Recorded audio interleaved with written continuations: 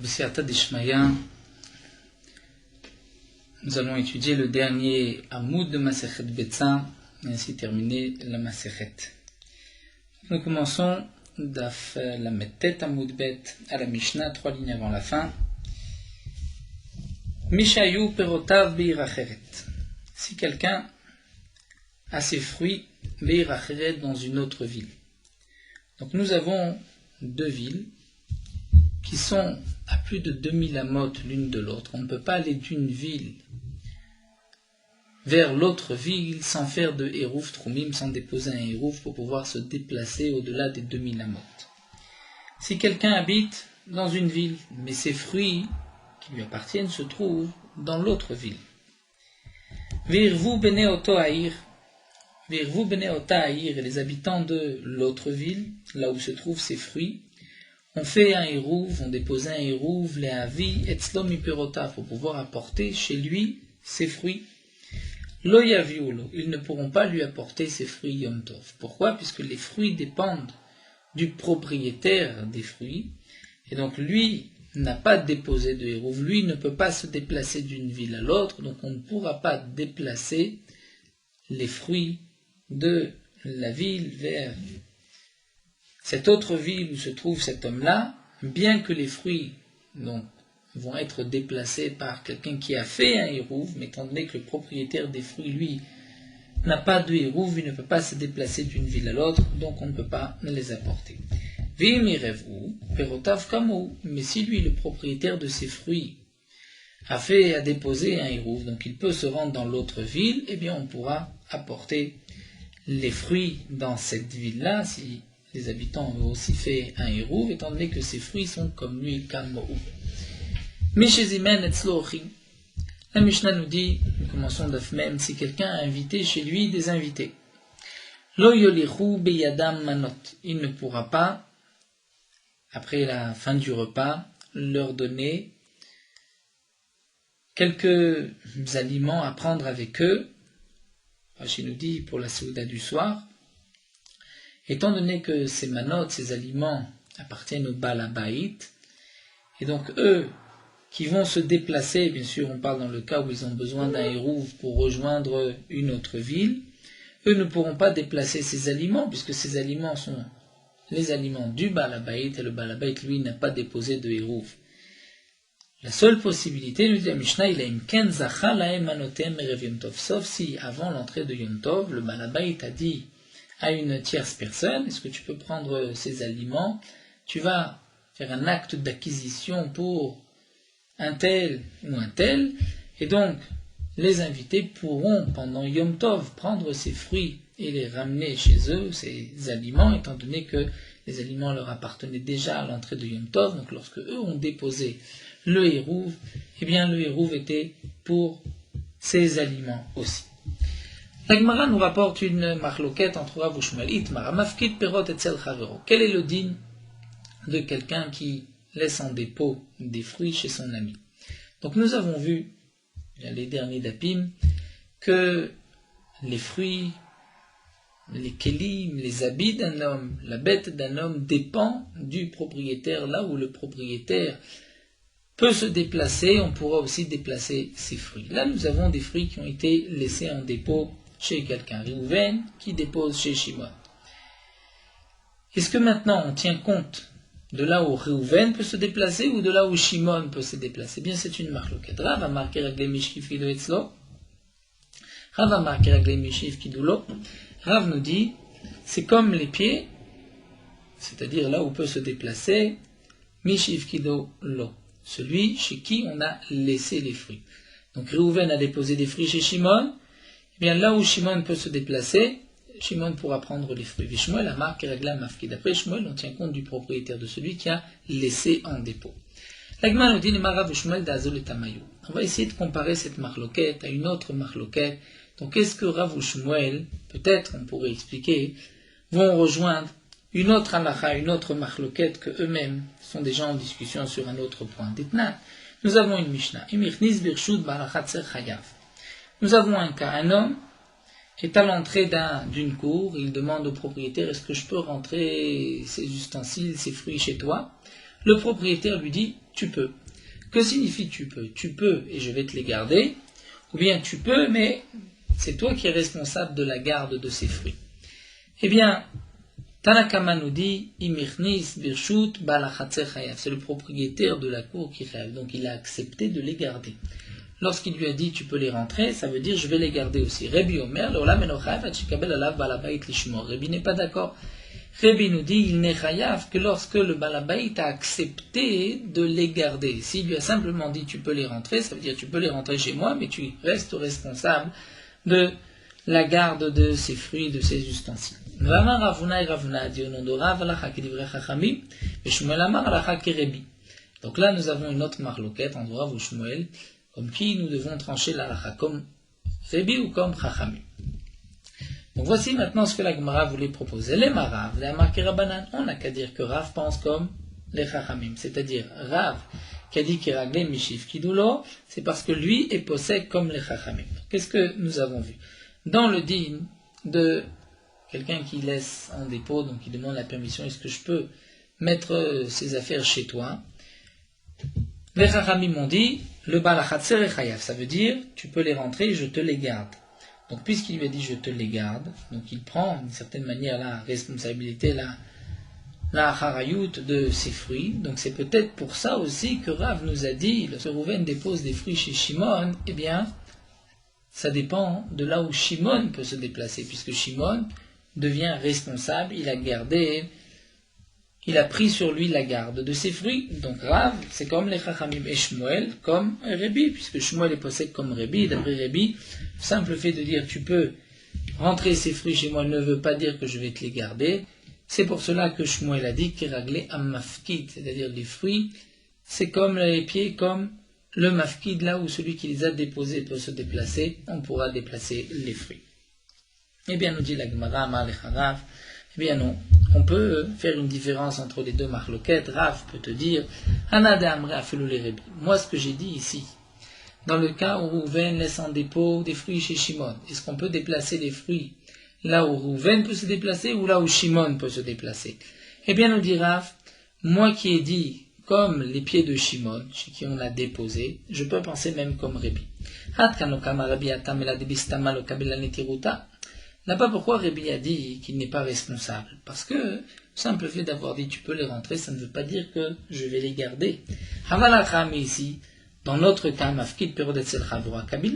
parle dans le cas où il a accepté de les garder. Donc puisqu'il a accepté de les garder, donc là c'est comme, ça devient les fruits de Shimon, et là où Shimon peut se déplacer, on pourra déplacer les fruits. Donc Rav peut aller même d'après Rebi. Shmuel Amar, Anadam Rabbanan, mais aussi inversement, on peut dire que Shmuel peut penser comme les Chachamim. C'est Shmuel qui a dit, même lorsqu'on laisse des fruits en dépôt, Reuven chez Shimon, donc ça dépend de là où Reuven peut se déplacer, eh bien Shmuel peut penser même comme les Chachamim.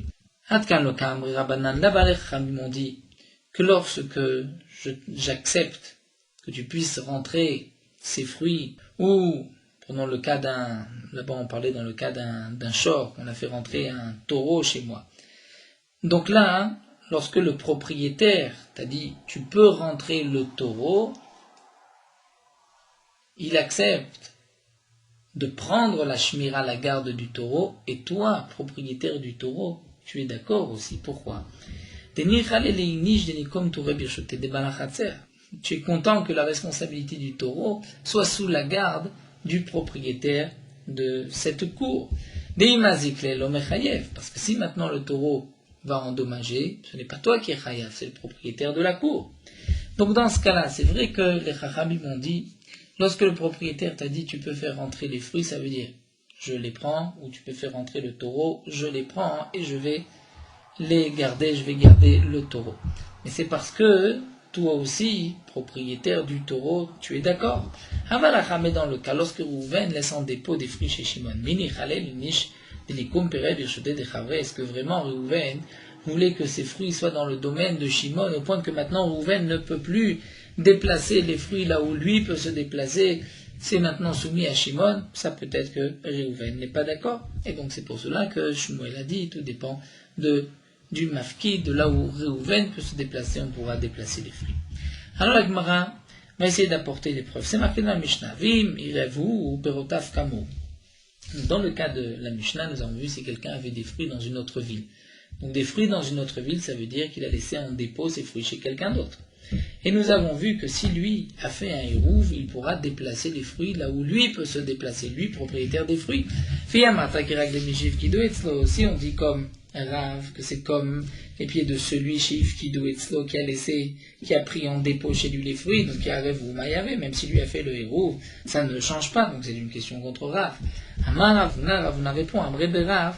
On a dit dans le Beth Midrash de Rav Kigon chez Ilochodlo Keren Zavit. Là-bas dans la Mishnah, on parle dans un cas précis où le gardien, celui qui a pris la garde des fruits, les a déposés dans un coin particulier. Donc le fait d'avoir laissé un endroit, c'est comme si on les a laissés sous la responsabilité du propriétaire. Donc c'est pour cela que tout dépend du propriétaire.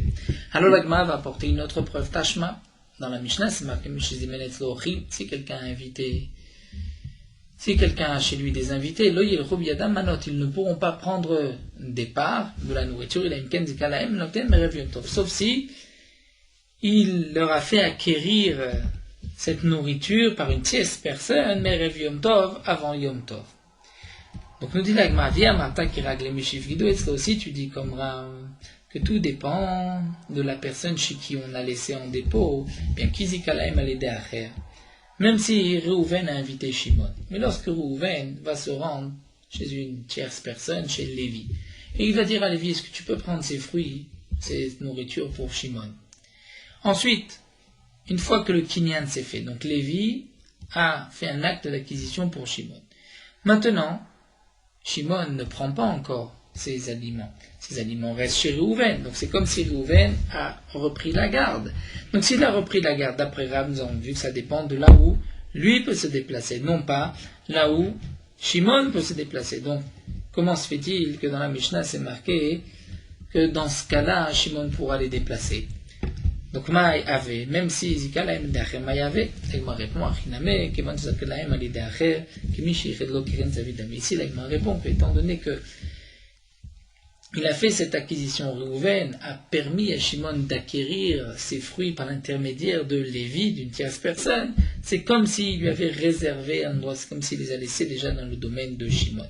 Veibaitima, ou bien on peut dire Zika Shane, étant donné qu'il y a eu ici Zika, c'est-à-dire nous dit Rashi, pourquoi il a cherché une tierce personne? Pourquoi il a voulu faire un acte d'acquisition maintenant pour Shimon, pour que Shimon puisse les transporter Yom Tov? Donc c'est comme s'il l'a déjà laissé dans le domaine de Shimon, c'est pour cela qu'on ne tient pas compte de Reuven, mais là de Shimon dans ce cas-là. L'Agma nous raconte que Rafrana Bachanilae, Tala Bisra Bivra de Dasha. Rashi nous explique que Rafrana Bachanilae avait passé Yom Tov dans une ville proche de la sienne. On pouvait se déplacer par l'intermédiaire d'un hérouv, donc lui était déjà dans cette ville-là avant Yom Tov, il comptait retourner chez lui pendant Yom Tov grâce à un hérouv. Et Rav Chana Bachanilae, les bouchers de la ville, lui avaient donné un morceau de viande. Et donc lui, Rav Chana Bachanilae, Tala Bisra, Bivra de Dasha, il a suspendu de la viande sur Ivra de Dasha, c'est-à-dire sur la barre qui sert de fermeture à la porte, mais à la porte de son auberge, de là, de chez qui il était invité.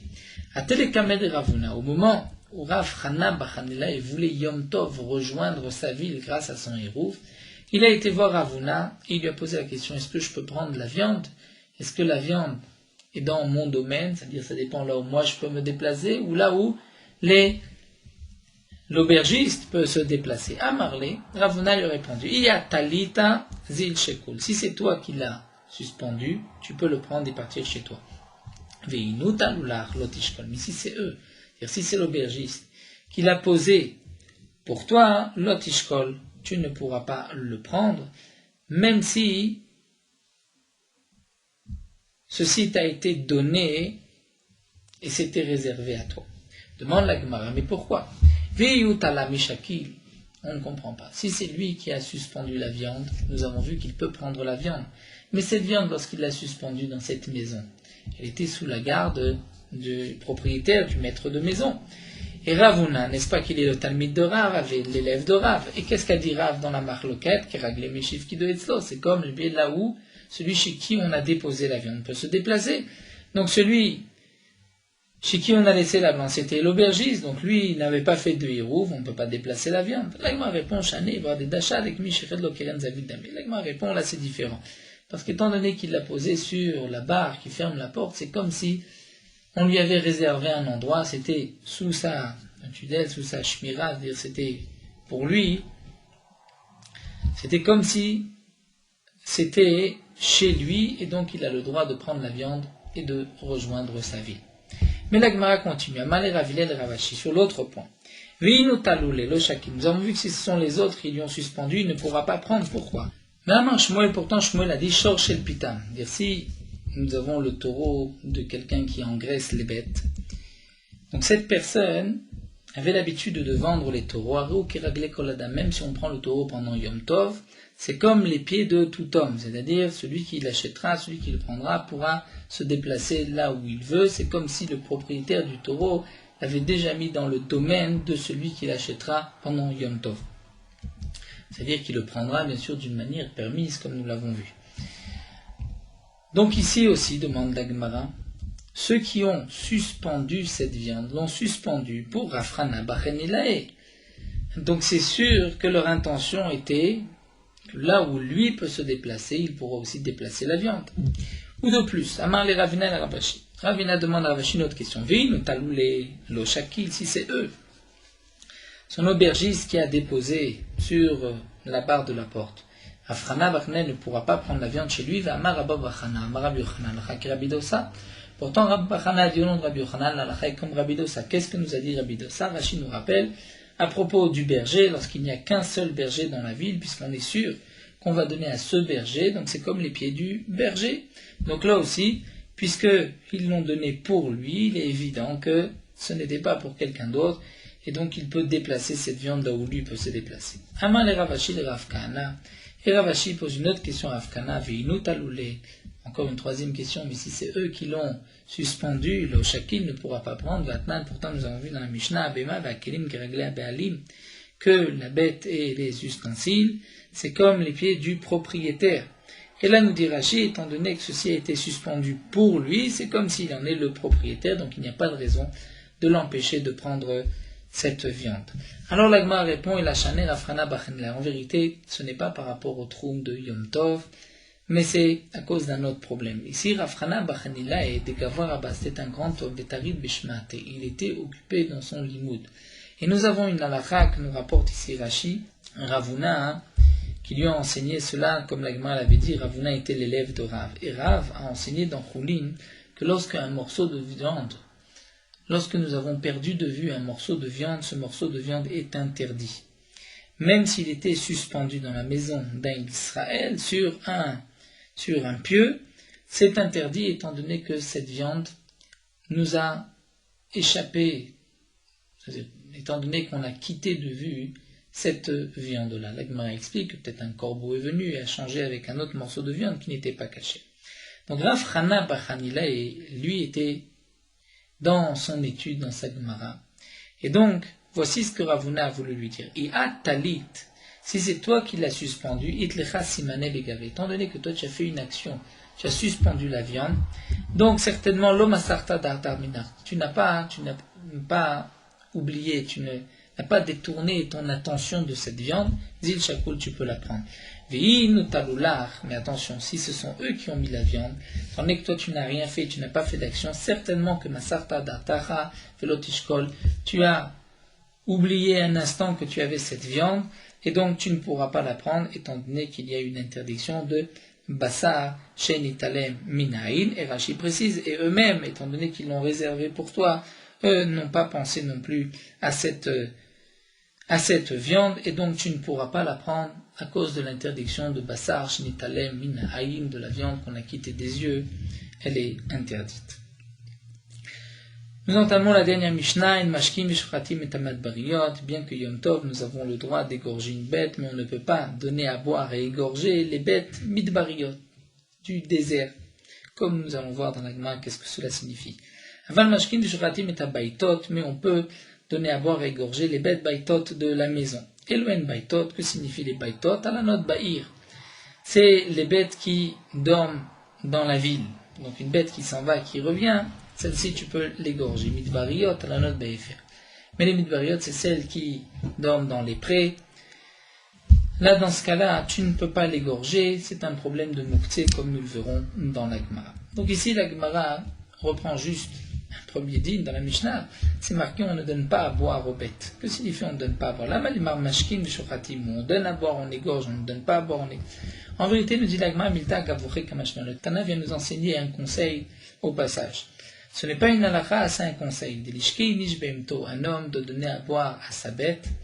Vadar lishrot et ensuite l'égorger. Pourquoi Mishum sicha de mashra? Parce qu'ainsi, il pourra plus facilement enlever la peau de la bête. Tanou Rabbanan, Nagman nous rapporte une braïta, Elohen midbariot, une baitot. Voici les bêtes midbariot du désert, d'extérieur, et baitot de la maison. Midbariot, c'est kol shotzot bepesa verot baefer. Toutes les bêtes qui sortent au printemps à Pessah, qui vont vont paître dans les prés, venichnasot berevia rishona, et qui ensuite reviennent berevia rishona en Cheshvan au moment des premières pluies. Vloen baitot, quelles sont les bêtes baitot, baït de maison, kosh yotzot verot rutsetrum. Ce sont les bêtes qui vont dans la journée en dehors du troum de la ville, ou baot velanot betoch atroum, et qui viennent ensuite dormir la nuit à l'intérieur autour de la ville, dans les 2000 amotes de la ville. Ça c'est d'après Tanakama. Rabbi Omer elu velu baitoten, d'après Rabbi, ces deux bêtes sont considérées comme baitot, c'est-à-dire même celles qui reviennent en Cheshvan, sont considérées comme les bêtes de la maison, et donc il n'y a pas de problème de mouktsé. Ce n'est pas une bête que tu as détachée de ton esprit, que tu ne peux pas égorger, puisque ce sont les bêtes qui sont autour de toi, donc si elles se trouvent devant toi, tu pourras l'égorger. Et là, voici les bêtes qui sont mouktsé, ce sont les bêtes qui vont sortir, être dans les prés, mais qui ne reviennent ni en été ni en hiver dans le yishuv, dans les endroits habités. Donc celles-ci sont mouktsé et tu ne pourras pas les égorger puisque tu as détaché ton attention d'une telle bête. Les Rabbi Mouktsé demande à Gma, mais est-ce que Rabbi a l'interdiction de mouktsé? Parce que Rabbi a l'air de dire que celles-ci sont baitot et voici les midbariot. Va baimine Rabbi Shimon Rabbi, mais Rabbi, pourtant Rabbi Shimon, le fils de Rabbi, a demandé à Rabbi, Patilet Mara et Rabbi Shimon Mou. D'après Rabbi Shimon, nous avons vu plus d'une fois que Rabbi Shimon pense qu'il n'y a pas d'interdiction de mouktsé, sauf dans un cas particulier comme nous le verrons, mais d'une manière générale, Rabbi Shimon n'a pas d'interdiction de mouktsé. Patilet Mara, c'est-à-dire des dates qui ne mûrissent pas, qu'on est obligé de mettre dans un certain kéli pour les faire mûrir. D'après Rabbi Shimon, est-ce que c'est mouktsé ou pas? Amarle, il a répondu, donc Rabbi répond, En mouktsé de Rabbi Shimon. Il n'y a de mouktsé d'après Rabbi Shimon, elle a seulement gros vetzmukim bilvad, c'est-à-dire les figues sèches et le raisin sec qu'on a déposé sur le toit. Ça c'est mouktsé même d'après Rabbi Shimon. Pour quelle raison? Puisque lorsqu'on les pose sur le toit, au départ c'est mangeable, mais ensuite lorsque ça commence à sécher, ça ne se mange plus. Ce n'est que lorsque c'est sec que c'est consommable. Donc d'après Rabbi Shimon, pendant ce moment-là, il a détaché son attention de ses figues, de ses raisins secs, et donc les figues sont mouktsé, mais sinon il n'y a pas d'autre mouktsé. C'est-à-dire que les patilet mara ne sont pas mouktsé d'après Rabbi Shimon. Donc la Gemara nous dit, nous voyons bien que d'après Rabbi, il n'y a pas de mouktsé. La Gemara répond, ou bien on peut dire que ces bêtes qui sont en dehors de la ville, c'est comme les grogot smokim, que même d'après Rabbi Shimon, c'est mouktsé. Donc Rabbi qui pense comme Rabbi Shimon est d'accord que les midbariot, ces bêtes sont aussi mouktsé, ou bien on peut dire que Dvara de Rabbi Shimon Kama Velo le Sibirali, il a répondu simplement d'après Rabbi Shimon, mais lui pense comme Rabbi Uda qu'il y a une interdiction de mouktsé. Ou encore, les divraines de Rabbanan Kamalu, c'est-à-dire dans la marloquette de Baitot et Medbariot, il ne parlait pas d'après lui, mais d'après les Chachamim. Il leur a dit, les Didi, d'après moi, En mouktsé, il n'y a pas de problème de mouktsé, je pense comme Rabbi Shimon, donc toute bête, je peux l'égorger Yom Tov. Et là, il dit trou, mais d'après vous, vous faites une différence dans le mouktsé, Baitot, Midbariot, ou Dolimiat, soyez d'accord avec moi, au moins. Que lorsqu'une bête part au printemps et revient en automne, en Cheshvan, ça c'est considéré comme baitot, c'est-à-dire c'est pas une bête qu'on a complètement détachée de son attention. Les Rabbanan Chamim ont dit l'eau, midbarioten, ça ce sont encore des bêtes midbariot de l'extérieur, et donc on a détaché son attention de cette bête, on ne pourra pas l'égorger Yom Tov. הדרן נלר משinin פירות הסכים מסכת ביצה, הדרן נלר מסכת ביצה ודרחלן, דתר מסכת ביצה ודתחלן, שינה מסכת ביצה שנן לא בעלמא דין ולא בעלמא דעתי.